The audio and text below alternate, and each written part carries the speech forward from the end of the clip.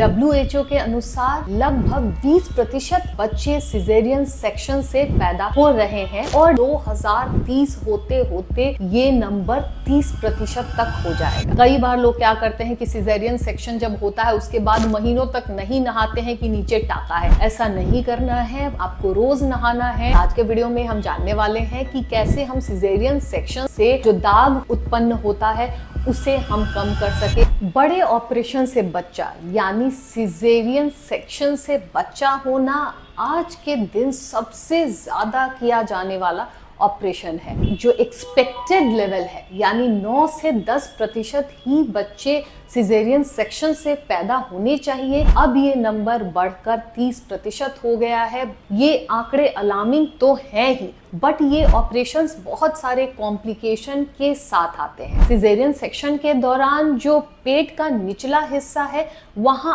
8 से 10 सेंटीमीटर का चीरा लगाया जाता है, जिससे कि जो बच्चे का सर है जो कि लगभग 9.5 से 10 सेंटीमीटर का होता है उसे आराम से निकाला जा सके बच्चे को बिना कॉम्प्रोमाइज किए। लेकिन इसके साथ बहुत सारी प्रॉब्लम्स आती हैं, जिनमें से एक प्रॉब्लम है इससे जो स्कार बनता है, इससे जो दाग रह जाता है सिजेरियन का, कई बार महिलाओं के लिए बहुत ही स्ट्रेसफुल होता है। उन्हें उनका जो बॉडी फिगर है वो खराब हो जाता है, कपड़े पहनने में दिक्कतें आती हैं और इससे कई बार महिलाओं को डिप्रेशन का सामना करना पड़ता है। पहले जो सिजेरियन सेक्शन होता था वो पेट के बीचों बीच किया जाता था, यानी नाभि के नीचे से एकदम सीधी लाइन से पेट को काटा जाता था, जिससे कि जो एक्सपोजर है यूट्रस का, जो गर्भाशय है वो ज़्यादा अच्छे से दिखाई देती है। लेकिन इससे जो आपका जो पेट होता था उसकी जो लुक होती थी बिल्कुल ख़राब हो जाती थी।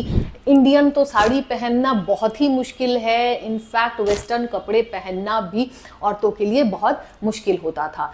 अच्छी बात यह है कि अब यूजुअली लोअर एब्डोमेन में यूजुअली जो बीकनी लाइन होती है उसके नीचे सर्जरी की जाती है। नीचे एक जो हॉरिजॉन्टल लाइन बनाई जाती है जो कि आपके जो साड़ी या कोई भी नीचे लोअर पहनते हैं उसकी लाइन के नीचे डाला जाता है। यानी जब भी आप सिजेरियन प्लान करें, एक बार कौन सा इंसिजन लगने वाला है आप अपने डॉक्टर से डिस्कस कर लें कि मुझे इस टाइप का ही सिजेरियन कराना है, क्योंकि जो ये वाला स्कार, जो हॉरिजॉन्टल स्कार दिया जाता है वो भी इक्वली सेफ है और सिजेरियन सेक्शन करना उससे भी उतना ही आसान है जितना वर्टिकल है। फ्यू कंडीशन जहाँ पे बहुत ज़्यादा इमरजेंसी होती है, बहुत ज़्यादा पेशेंट ब्लीड कर रहा है या पेशेंट की स्थिति बहुत अच्छी नहीं है, उन केसेस में वर्टिकल इंसिजन सही डिसीजन होता है, क्योंकि वैसे में मदर की जान बचाने के लिए उस इंसिजन से जल्दी हम गर्भाशय तक पहुंच सकते हैं और टाइम कम लगता है। इसलिए इमरजेंसी सिचुएशंस के लिए वर्टिकल इंसिजन एकदम सही है, लेकिन most of the elective cases में आपको यही करना है, आपको आपके डॉक्टर से कंसल्ट करना है, पहले ही बात करना है कि वो जो चीरा लगाएं वो लोअर साइड में लगाएं। इंसिजन के बाद जब उसे सिला जाता है तो सिलने में कई तरह के सूचर्स का इस्तेमाल होता है, जिनमें से mattress sutures, staplers, subcutaneous stitches होती हैं जो कि अपने आप से गलने वाली स्टिच होती है, या फिर ग्लू का इस्तेमाल होता है।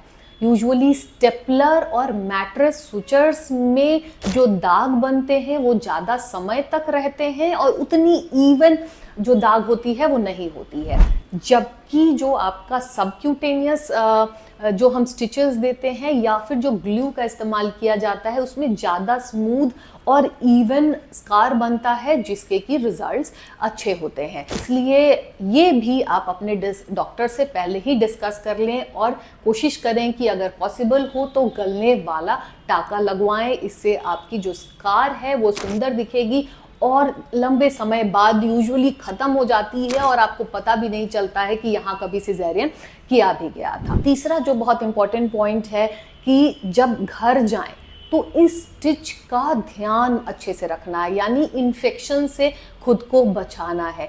अगर स्कार जो होता है, जो स्टिचेस होती हैं, जो आपके टाके होते हैं, अगर आपके टाकों में इन्फेक्शन हो जाता है तो उसके डिसफिगर होने के, उसके खराब दिखने के चांसेस ज़्यादा होते हैं। तो अगर आप अपनी टाकों की केयर अच्छे से करेंगे, घर जाके उनका उनको अच्छे से साफ सफाई करके उसमें ऑइंटमेंट लगाते रहेंगे तो ये टाके 15 दिन के अंदर पूरी तरीके से हील कर जाते हैं और फिर इन्फेक्शन के चांसेस कम होते हैं। कई बार लोग क्या करते हैं कि सिजेरियन सेक्शन जब होता है उसके बाद महीनों तक नहीं नहाते हैं कि नीचे टाका है। ऐसा नहीं करना है, आपको रोज नहाना है, वहां की जो साफ सफाई है बिल्कुल बरतनी है। जब भी नहाएं उसके बाद उसे बीटाडीन या डिटॉल से साफ करने के बाद उस पे जो मलहम आपके डॉक्टर देंगे उसे लगाएं, इन्फेक्शन से बचाएं।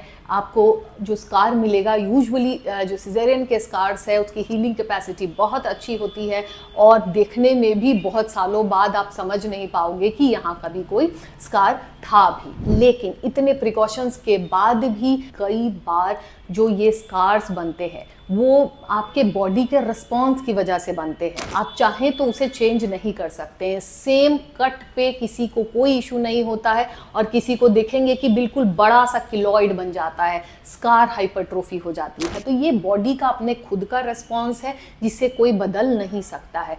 ऐसे केसेस में अगर आपको ऐसा लग रहा है कि आपका स्कार हाइपरट्रॉफी हो रहा है या किलॉइड हो रहा है तो एक सर्जन या गायनेकोलॉजिस्ट से कंसल्ट करें। 2-3 चीज़ें हैं जो कि ऐसी सिचुएशन में की जाती हैं, जैसे कि स्कार की रेगुलर मसाज करने से जो स्कार की वस्कुलैरिटी होती है वो इम्प्रूव करती है और स्कार की जो दाग होते हैं, जो दाग धब्बे आपके टाँकों के हैं वो कम हो जाते हैं। दूसरा, सिलिकॉन जेल लगाने से भी देखा गया है कि जो स्कार है उसकी जो दाग होती है वो धीरे धीरे करके फेड होती है। और कई बार अगर ये बहुत ज़्यादा हाइपरट्रोफिक आपका स्कार है या किलॉइड बना हुआ है तो स्कार रिविजन भी किया जाता है। स्कार रिविजन के दौरान जो स्कार है उसे हटा के फिर से एक स्टिच लगाया जाता है और देखा गया है कि इसका रिस्पॉन्स अच्छा आता है। तो फ्रेंड्स, सिजेरियन ओब्वियसली एक लाइफ सेविंग सर्जरी है। कई बार इसे करना ज़रूरी होता है। कई बार ये डिस्कस किया जाता है कि जो अननेसेसरी सिजेरियन सेक्शन है उसके जो नंबर्स है बढ़ते जा रहे हैं, जो कि अपने साथ में कॉम्प्लिकेशंस तरह तरह के ला रहे हैं। उन्हीं में से कॉम्प्लिकेशन है सिजेरियन सेक्शन के जो टाँकों हैं उनका एबनॉर्मल होना, हाइपरट्रॉफी होना। साथ में अगर प्रॉब्लम आती है तो उसका ट्रीटमेंट भी है। अगर आपको ये प्रॉब्लम है तो आप तुरंत ही अपने नज़दीकी गायनेकोलॉजिस्ट को कंसल्ट करें। और इस वीडियो से रिलेटेड अगर कोई भी मन में सवाल है तो कमेंट बॉक्स में पूछे और वीडियो को लाइक, शेयर एंड सब्सक्राइब करना बिल्कुल ना भूलें।